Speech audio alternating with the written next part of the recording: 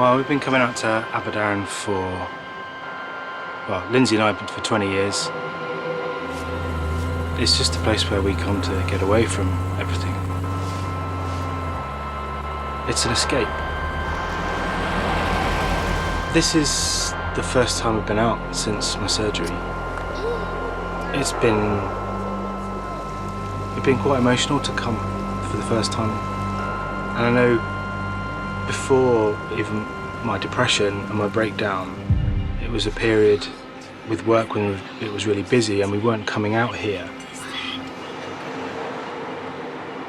Driving out either via the coast road or even through the mountains, it just unfolds in front of you. When you see it for the first time, it takes your breath away. But certainly coming out now, the skies seem bigger, grass is greener, the mountains are taller. Everything is just more vibrant.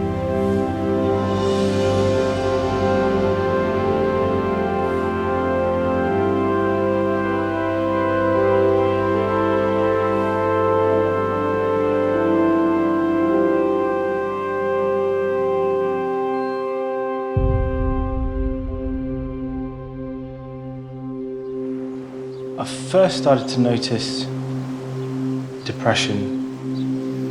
For me, it was just like a slow burn. Work was becoming more stressful, but instead of putting kind of family and home first, I kind of was focusing more on work and working harder at that. Just a perpetuating spiral of guilt. That was the first real sign that the children were being snapped at. It was as though he was just opting out. And I'm left there with the children, with work, with everything else, and I'm thinking, I don't get to opt out, why the hell should you? It really does pull you apart. The next thing I know, I kind of wake up one morning, I just couldn't go to work. I said to Lindsay, I can't do it. I physically cannot do it. Then he finally said, I just don't know what else to do. I just don't know how to deal with it. And that's when, she said, you need to call the doctors. You need to kind of speak to someone and just get some help. And he went, and that's when the doctor said, how do you feel? And he fell apart. And he came home from the doctors still sobbing. I remember the first session with the therapist was to talk about past events. Tell me about your life. Tell me what your childhood was like. You start unpicking all the pieces. Then, with her help, start realising some of the kind of driving factors behind the mental illness.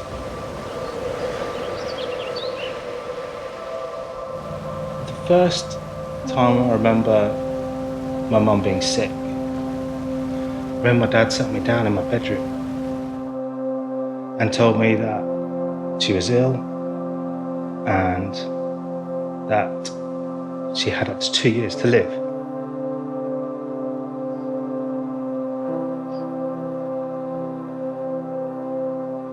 Which is tough to hear when you're 11. I was told it was cancer, but no one really talked about what that was. It was just a thing. I think the toughest thing was when my dad told me. He said I wasn't allowed to tell my brother. So I had this, devastating news. I'm kind of bottle that up and keep it a secret. I remember it being so difficult. Even when we were having to go to the hospital and seeing her, I didn't really understand. And my biggest regret is not using that time that I had. She died pretty much on my brother's birthday. So I remember having to kind of sit at his birthday party with his friends and kind of our relatives all around, and there's party balloons and stuff, and I've got this this big secret. I remember kind of following the coffin to the graveside. When the kind of service ended, I was there in my school uniform, and everyone else went off to the wake, and I had to walk to school on my own and kind of finish the rest of my day as if nothing had happened. And when I look back on that as kind of I started my first jobs and things like that, I kind of think, well, that kind of made me, in some ways, that experience. Something that's, I suppose, formed who I am now.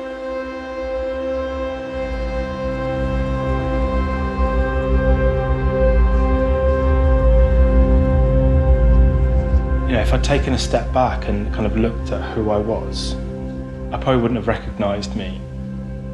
The lowest points I had, thinking I didn't want to be around, Lindsay would be better off without me, those kinds of things, they were quite frightening. And despite being surrounded by people, you still feel alone.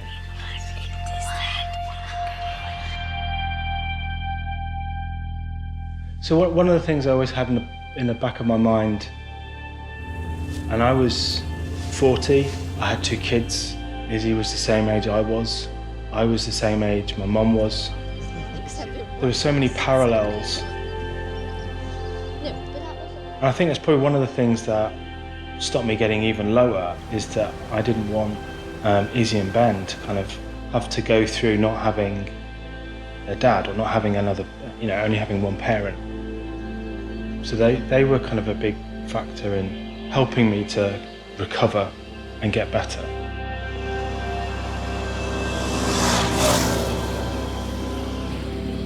So part of the help I got to get through my depression and anxiety was I was on a course of antidepressants. But some of the side effects, they kind of made me go to the loo more regularly. I'd been away for a weekend, and I'd noticed a bit of blood, and I thought, it's a side effect of the antidepressants. I remember going into the doctors and kind of telling them this, and her saying, okay, let's just check you out. And I apologised. I said, I'm really sorry about this. And she went, don't worry, I do this all the time. And it's kind of a minute, if that. But she said, I can feel something there, which I'm not happy about, and I think I need to send you for a colonoscopy. Which kind of, the alarm bells start ringing then. The initial colonoscopy Chris had, he told me that if it was bad news, a doctor would be coming to speak to him. I was told that I had cancer in not just my bowel, but also my prostate and my bladder, and that it was kind of in surrounding tissue, that they would all have to come out. And I can't remember what else the doctor said. As we were walking out the hospital afterwards, he put his arm around my shoulder and said, we'll get through this, When the word cancer is first used, my first thought was that thing I'd always been thinking about, and that the thing that I was always frightened of, suddenly it's happening. So Lindsay and I just decided pretty much there and then that we would be completely open and honest with the kids. I didn't want to repeat what I'd gone through in the past, having to keep secrets. And so we sat them down, and we didn't use the cancer word at first, and we didn't use the radiotherapy. We mentioned tumour, and Izzy's big blue eyes just got wider, and she cottoned on straight away.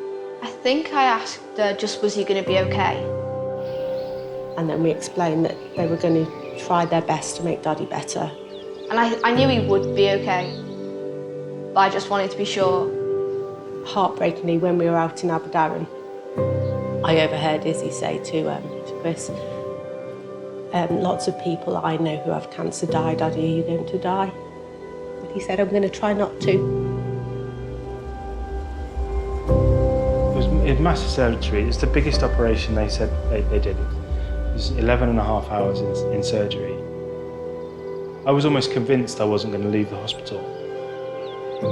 I think the toughest thing, probably for Lindsay at that time, was one night she went to bed in her clothes because it might be that she might get a phone call. That was difficult to hear that she'd gone through that. When I first took them into the hospital, he looked horrendous. His face was swollen from all the anaesthetic and everything. And he had these 2 bags attached that were filling up with horrible coloured fluids. And I said, I just need you to not react. Make Daddy realise that he's still Daddy. And Ben said, of course he is. He'll always be my dad. When I got my cancer diagnosis, I'd just come through what I thought was my biggest challenge with the depression. And I'd learned so much about myself going through that. So had I not gone through it and learned all that, I don't know how I would have coped with what I was about to face.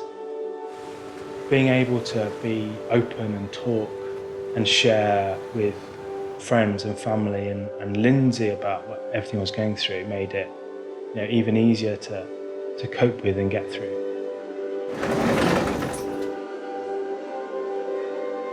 When I got my cancer diagnosis and I'd gone through the radio and I'd gone through the chemo, I said to Lindsay, I said that I want to get a bike. All this time I'd wanted a bike, and she was pretty good. She said, yeah, go ahead, get one. When I first got my bike, I went to my local Triumph dealership and I saw a DGR t-shirt. The woman, as I was handing over the money to pay for it, she said, oh, are you doing the ride this year? I went, no, it's in London, I can't do that. It's too far for me to go. And she said, no, it's a local ride. It's all over the place. So as soon as I got home, I kind of looked it up and found that there was one in Liverpool. And then I started digging in through the website and looking at what DGR did and what it represented and its kind of founding purpose to support men's mental health and prostate cancer. And I'm thinking, well, tick there, this is for me. It just seems too amazing to kind of come along at this time.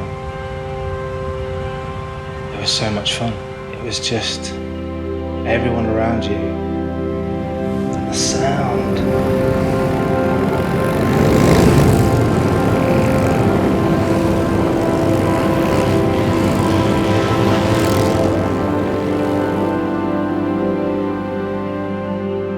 Just the sound going through the tunnel.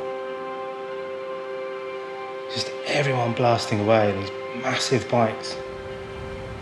Just grinning like a Cheshire cat, just going through the Mersey tunnel, because it was just a phenomenal experience. And it was only a few days before my surgery, so that's why it meant so much. So I'd hope that when I do this year's ride, if anyone is going through that themselves and they recognise me, they can come and speak to me, and I'll sit down with them and have a coffee and a chat, and I'm always open. I'll give them the help that they need. I think I'll be the first stepping stone for someone. Talking is that first engagement to making a recovery, and once you start that, you're on your way.